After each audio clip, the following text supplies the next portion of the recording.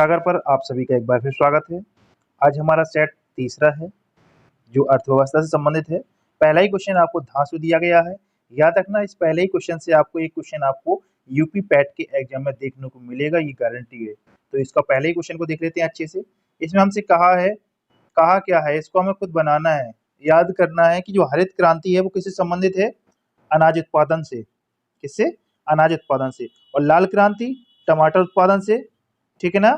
भूरी क्रांति उर्वरक से संबंधित है और श्वेत क्रांति दुग्ध उत्पादन से। यहाँ कंफ्यूजन में नहीं होना है आपको कि भूरी क्रांति किससे संबंधित है, वो आपकी उर्वरक से संबंधित है, और श्वेत क्रांति दुग्ध उत्पादन संबंधित है। और यदि रजत क्रांति की बात आएगी तो किससे संबंधित है, वो अंडा उत्पादन से। और पीली क्रांति आपकी तिलहन से संबंधित है, ठीक है ना। और सुनहरी क्रांति या तो आपको फलों से संबंधित बोल सकता है या फिर उद्यान वगैरह जो बाग बगीचे वगैरह लगाए जाते हैं ना, उससे संबंधित है सुनहरी क्रांति। और नीली क्रांति आप जानते होंगे मत्स्य उत्पादन मतलब मछली वगैरह के उत्पादन से संबंधित है।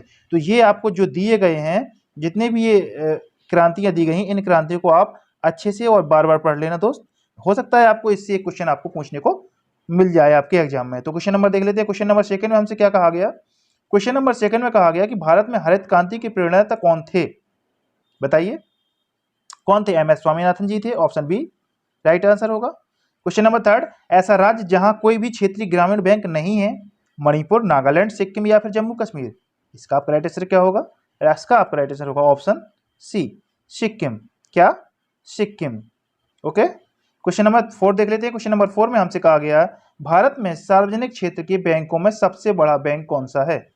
बताइए, जो सार्वजनिक क्षेत्र के जो बैंक में है सबसे बड़ा बैंक कौन सा है? State bank of India, option D. सभी लोगों का खाता होगा अधिकतर, है कि नहीं?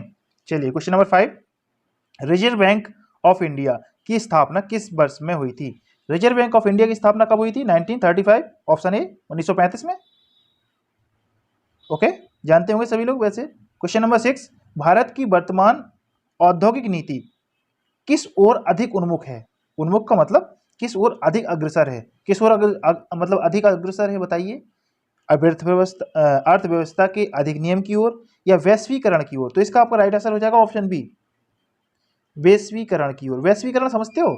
मतलब विदेश में अपनी औद्योगिक नीति को फैलाना, मतलब विदेश में फैलाना, ठीक है ना। व्यापार को कुछ भी हो विदेशों तक फैलाना बार बार। तो उस तरफ की ओर क्या हो रही है, हमारी जो औद्योगिक नीति है वो वैश्वीकरण की ओर उन्मुख है। उन्मुख मतलब प्रगतिशील है। ओके। क्वेश्चन नंबर 7 में कहा गया भारत में नई आर्थिक नीति कब अपनाई गई? राइट आंसर क्या होगा? इसका आपका राइट आंसर हो जाएगा ऑप्शन सी 1991, 1991।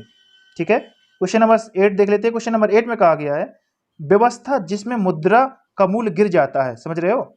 मुद्रा का मूल्य क्या होता है? गिर जाता है और कीमत बढ़ जाती है, क्या कहलाती है? बताइए।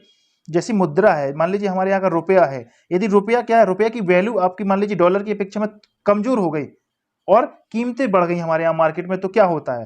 तो उस समय होता है क्या? मुद्रास्फीति। जब मुद्रास्फीति की कंडीशन होती है तो जिस देश की मुद्रा होती है उसकी वैल्यू कम हो जाती है, समझ रहे हो ना। उसकी वैल्यू कम हो जाती है और इससे क्या होता है, जो मार्केट की चीजें होती हैं उनकी कीमतें बढ़ जाती हैं, है कि नहीं। ये वैल्यू कम हो जाएगी तो कीमतें वैसे ही बढ़ जाएंगी यार, उसमें क्या है कि नहीं। क्वेश्चन नंबर 9 देख लेते हैं। मुद्रास्फीति में कौन लाभान्वित होता है? आप बताइए, जब मुद्रास्फीति की कंडीशन है तो कौन लाभान्वित होगा? जो ऋणी है। अरे यार, जो ऋण लेकर बैठा है वही तो होगा। मान लीजिए हमने 5,000 रुपए ऋण लिया था किसी से, ठीक है।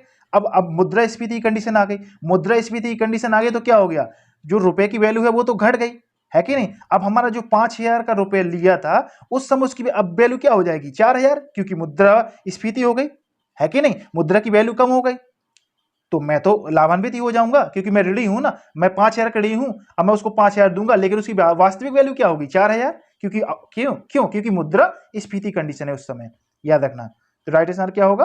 ऋणी। क्वेश्चन नंबर 10 देख लेते हैं। क्वेश्चन नंबर 10 में हमसे कहा गया मुद्रा स्फीति में बाजार की वस्तुएं कैसी हो जाती हैं? अरे यार बता चुका हूं, बाजार की वस्तुएं क्या हो जाएंगी? महंगी हो जाएंगी। क्योंकि महंगी क्यों हो जाएंगी? क्योंकि जो करेंसी है उसकी वैल्यू कम हो जाती है। क्वेश्चन नंबर 11, अवमूल्यन शब्द का क्या अर्थ है? अवमूल्यन क्या होता है कि मतलब अन्य देशों की जो मुद्राएं होती हैं उसकी तुलना में अपने देश की मुद्रा की वैल्यू को घटाना क्या कहलाता है? अवमूल्यन कहलाता है। राइट आंसर हो जाएगा ऑप्शन सी, अन्य मुद्रा की तुलना में स्वदेशी मुद्रा के मूल्य को घटाना ही अवमूल्यन कहलाता है। ठीक है। मध्य प्रदेश में करेंसी प्रिंटिंग प्रेस कहाँ है? बताइए। मध्य प्रदेश के देवास में। कहां पर? Option C, option D, Dewas में करेंसी प्रिंटिंग प्रेस है। ओके, वहां पर नोट छपते हैं। क्वेश्चन नंबर 13, भारतीय प्रतिभूति एवं विनिमय बोर्ड जिसे हम कहते हैं सेबी की स्थापना कब की गई थी? इसका आपका राइट आंसर क्या होगा? ऑप्शन ए 1988, 1988 में। सेबी की स्थापना कब हुई थी? 1988 में।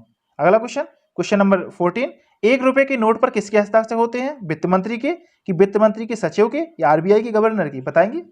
वित्त मंत्री नहीं यार, वित्त मंत्री नहीं, वित्त मंत्री के सचिव की। इसका आपका राइट आंसर हो जाएगा ऑप्शन बी। याद रखना, 1 रुपए के नोट पर वित्त मंत्री के, वित्त मंत्रालय के सचिव के सिग्नेचर होते हैं।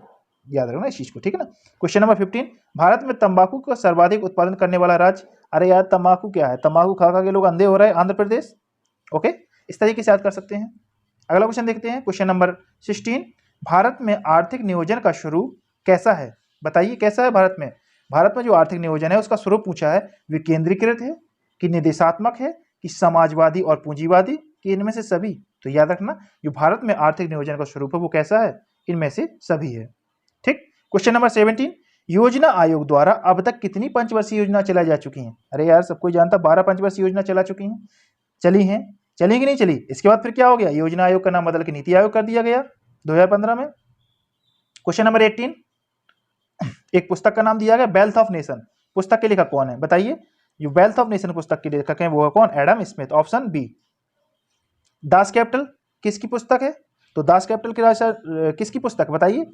Karl Marx. ऑप्शन सी, है कि नहीं?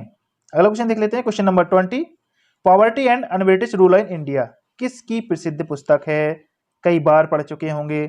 इसका राइट आंसर हो जाएगा ऑप्शन डी, लेकिन ये बार बार पूछी जाती है इसलिए हमको इसको कराना पड़ा। तो आपके लिए जो मैं क्वेश्चन करा रहा हूँ आपके एग्जाम के हिसाब से धांसू है, मतलब बहुत ज़्यादा संभावना है कि आपको एग्जाम में पूछे जा सकती हैं। तो इस तरीके से हमारे 20 क्वेश्चन पूरे हुए। हमारे साथ जुड़ने के लिए आपका बहुत बहुत शुक्रिया, धन्यवाद, थैंक यू।